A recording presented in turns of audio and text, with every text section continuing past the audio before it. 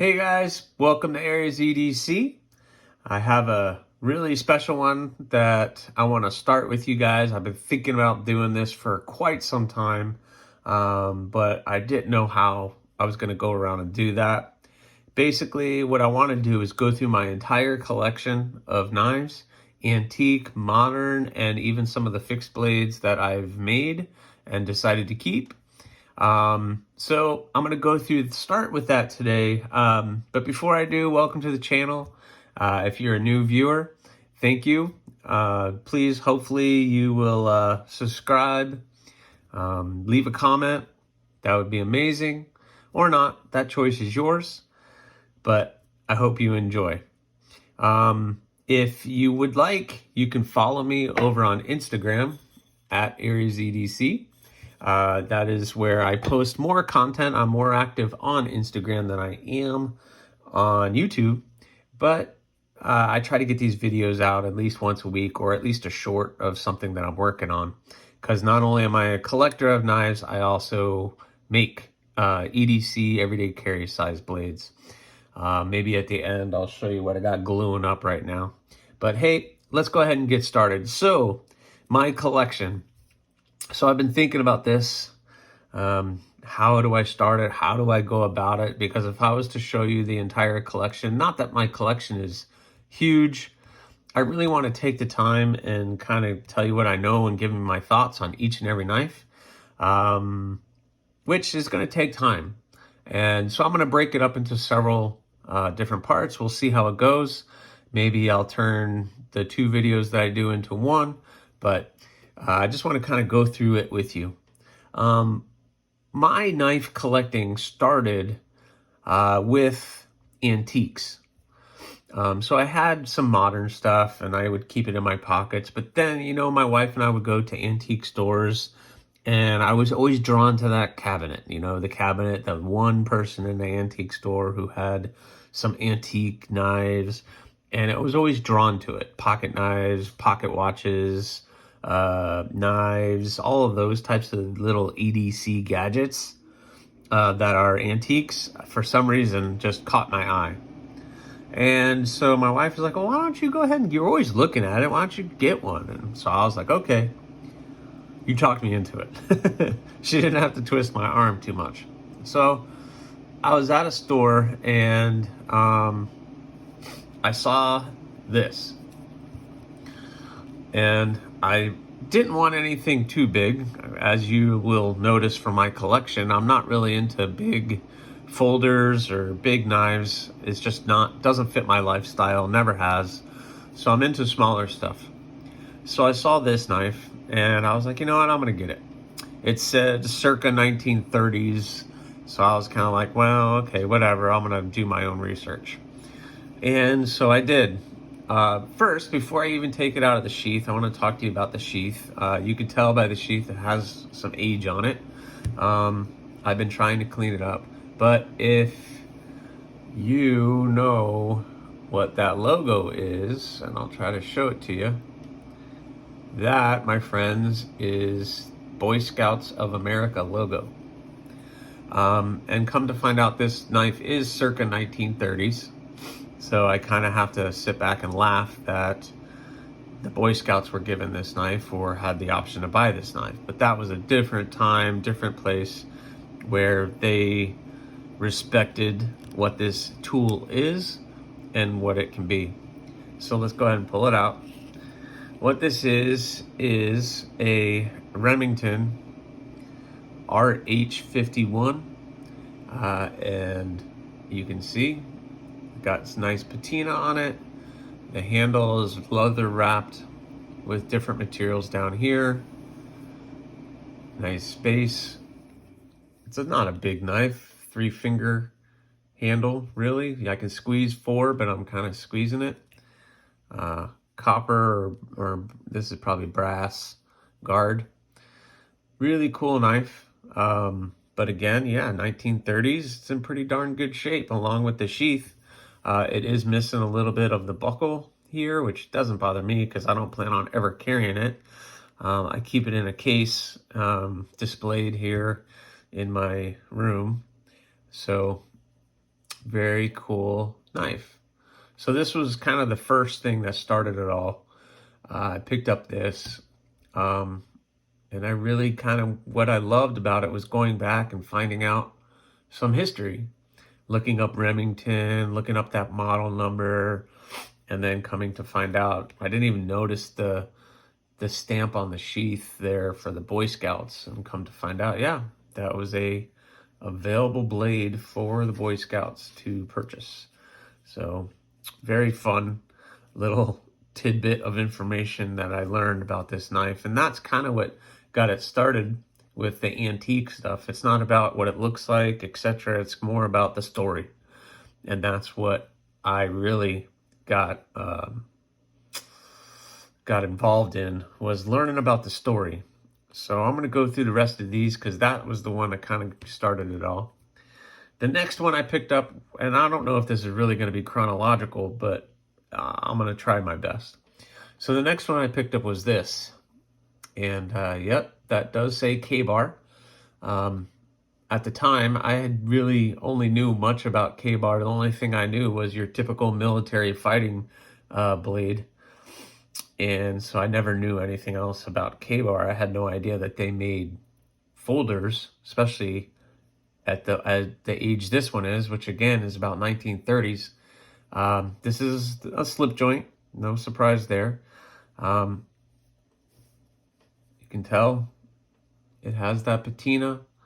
The blade has plenty of wear on it, as you would expect. So you have this sheep's foot style blade. You can see right there the logo, K-bar. And that logo tells me, based on the logo, it's around 1930s when this was made. So very cool little tidbit of information that I learned there. It is a double blade. So I'll just go ahead and take that one out so you guys can see. So you have the small blade and the big blade. I tried to clean up this knife as best as possible without ruining the integrity of the age and the patina that is on it. So it has plenty of wear on it, and it shows its age, but it's a really, really cool knife. And it still has some walk and talk on it, even though it's that old. So it doesn't really have the mid stop that you would expect from a slip joint. It'll stop wherever you want until it pops into place. So really cool blade. I was really happy with this. That K-bar is what made me want to buy it, because I really wanted to learn more about it. And so I picked it up, did some research, cleaned it up the best I could without trying to ruin the integrity of the blade and the age. But that's my K-bar. I'm really happy about this one. This is a little jewel of the antique collection, so I'll keep that right over there. So I got to this point, and so I did some research, and one of the things that came out was, where can I find them for cheap? And people are saying garage sales and that kind of stuff, and I'm not really a garage sale guru, so it really wasn't something I wanted to do.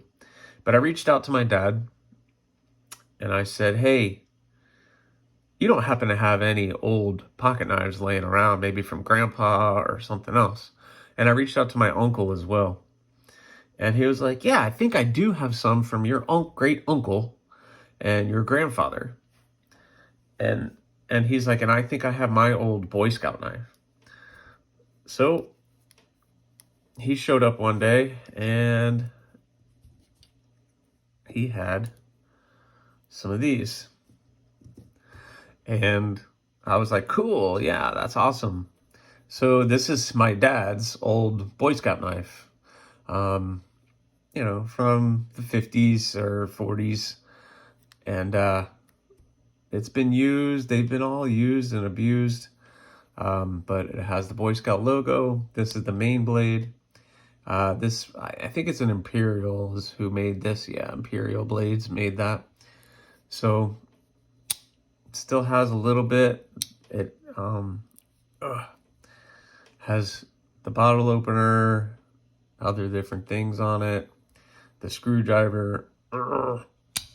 Some of these are very difficult to open. Hold on, let me get my tool.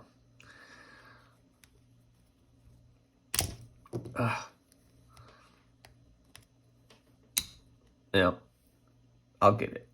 Wow, that hurts.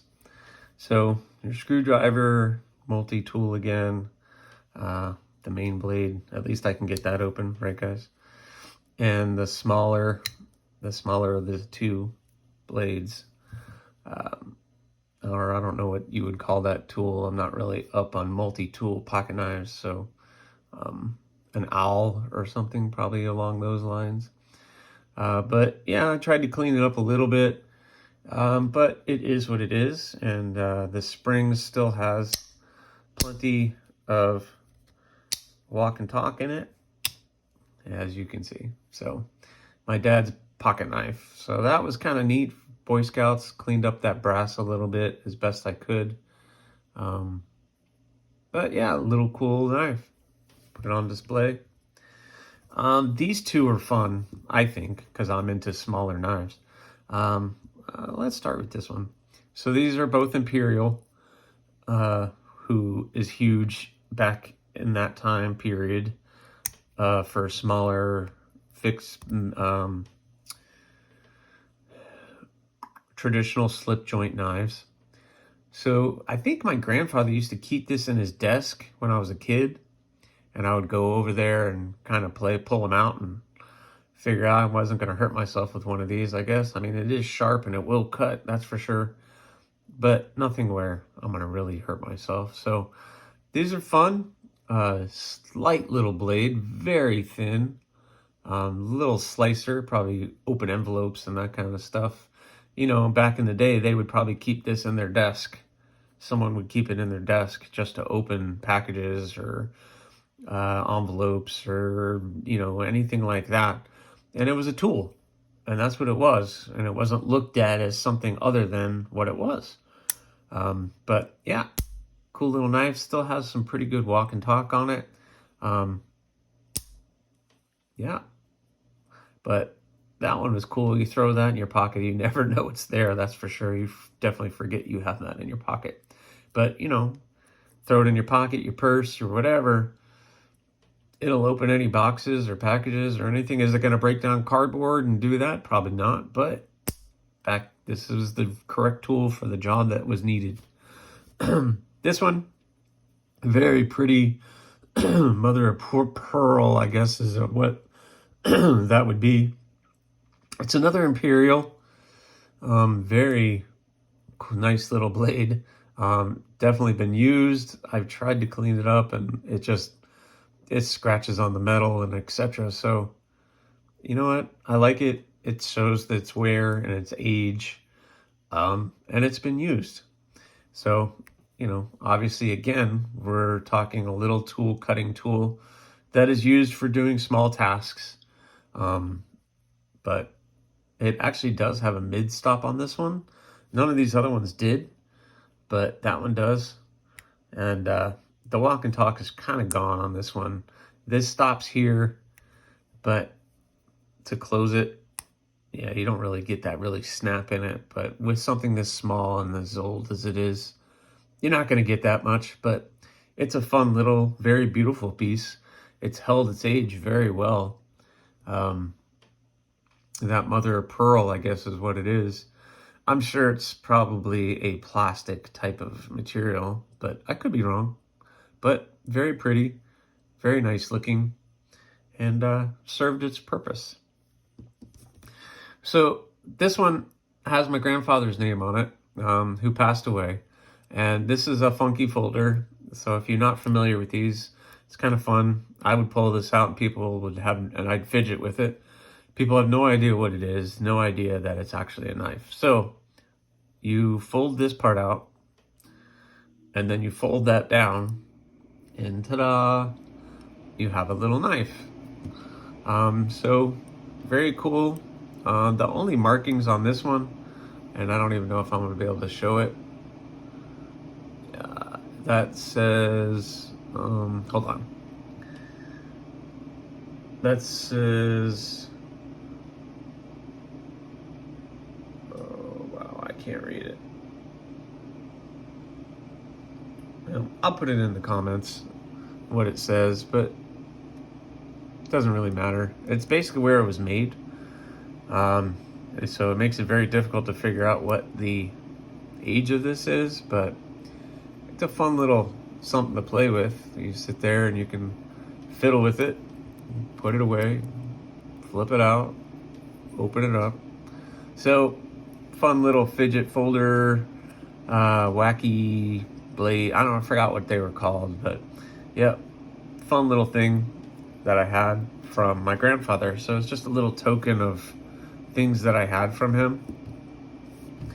So that got me into getting other things, and looking at brands. And one of the things that always comes up is your old timer.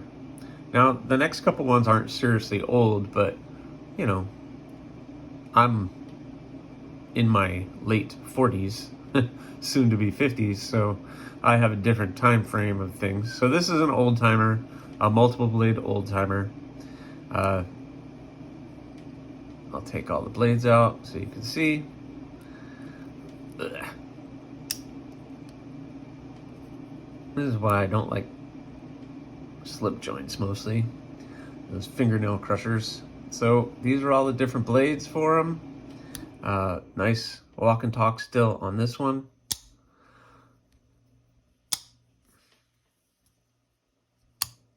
So I picked this up, just an antique shop. I figured you have to have an old timer in your collection, right? So got that. Then it was, well, you got to get a Barlow, right? You got to have some Barlow style knives. So I found these two. This one is a colonial blade, and it says on the blade, it says on it, Barlow. So it's a Barlow style blade, double blade Barlow. So it has those two. Fun little knife. What kind of antique knife collection wouldn't be complete without a Barlow? So now I have two of them. So this is a colonial made Barlow. And then I have, it's probably an Imperial, because Imperial does the diamond edge logo on a lot of their stuff. Cool little knives. I wouldn't consider these too old. Maybe 60s, 70s possible. But if I'm wrong, let me know, guys. I haven't done a lot of research on these, to be honest with you, but with just the minimum research I have done, I didn't find that they were from like the 20s or 30s or 60s or anything like that. They were a little bit beyond, maybe late 60s, early 70s, but I think that's where we're at with this one. So there is that. And then my wife found this guy. This is a K-bar Skinner. Fun knife. She found this at an antique shop, saw it, and was like, oh yeah, I should get that for him. And really cool blade, very shiny, got a nice polish on it. So this is kind of what I would expect a K-bar, your fixed blades, to be. This thing has definitely been used and abused, and all of that came with it. It had like a little patina on it right here. With the research that I have found and looking at that logo of K-bar, it's probably from the 1970s, so it's not an extremely old knife, but a little bit bigger. I can get a full 4-finger grip. It's a little tight. They have this nice jimping right here for the thumb to really do whatever you need to do, make any cuts. One thing was weird about this is the edge was like gone. There was like no edge. And I wasn't going to reprofile it because this really wasn't something I was going to be carrying on a daily basis. But fun little knife with their sheath. There you go. Genuine leather K-bar is what it says on it. And these mostly just stay in a nice display that I made. I think I've shared some pictures on Instagram on what that looks like. One knife I am going to include in this is a case. This definitely is not an old knife. It was given to me by a gentleman who I respected. I think it's a rust lock case. Nice little knife. Something that I just keep with my traditional folders or my traditional antique blades. I keep it displayed with them. It's really not something that's going to end up in my pocket, so I ended up keeping it with them. He got it for me before I was really into knives, and quite honestly, it just kind of fell in a drawer and was never pulled out very much. But at the time, I was working in schools, and you know, having a knife in school is probably not something that you're allowed to do, which you're not. But it is a liner lock, or I don't know what case calls it, a rust lock blade, so you can operate it one-handed. So that's a little fun. Use your thumb to flick it out, then you can put it back. So it still has some good walk and talk on it. Fun knife, very nice. I like the blue, I guess giraffe bone or whatever this is, material that was used. I did break it, chipped the handle material right here, darn me. So we have our case. Sorry, I just totally smashed the camera. So what else I picked up was something I'm gonna have to pull this off and show you guys. So if you mind hanging with me for a second. Ugh. Oh, while I'm doing this, I can show you. I'm gluing up some handles right now on some knives I've been working on, and some scales for a knife that should be coming back soon. So I got those gluing up. I'm ready to go. But what I wanted to show you are this. So my grandfather was in the Korean War, and these are his, well, this up here is his bayonet that he had for his M1. He brought it back from the war. So that's kind of a nostalgia piece for me. It is a very cool, very nice. I love having it in the collection. I'm not going to pull it down or anything, but it comes with the scaber, I guess is what it's called. And it's in pretty good shape. We got a little bit of damage on the leather, and the canvas is shrunk a little bit, but it still fits in. The locking mechanism on the handle still works. So I really like that. He also brought back with him a Japanese bayonet. So that thing is beautiful. And it has his sheath, I guess, scaber, but it also has the leather frog, this leather piece that's on it. Usually those are gone, they're deteriorated. And so it's called the frog for obvious reasons. It kind of looks for a frog. You got the leather belt loops on it, but really cool. The locking mechanism, I love how they did it. You push that button and it unlocks and locks the blade into place on their rifle, which I don't know a lot about the military stuff, but it was really cool to have these in my collection.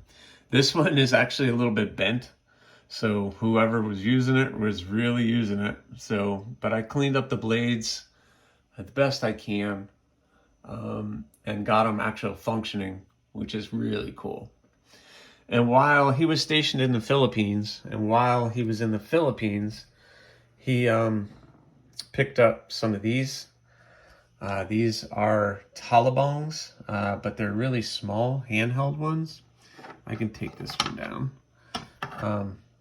Single edged blades, hand carved wood, and you can see Leyte, Philippines, which is a city in, I don't know how you say that, Leyte, Philippines. Each one of these says it on it.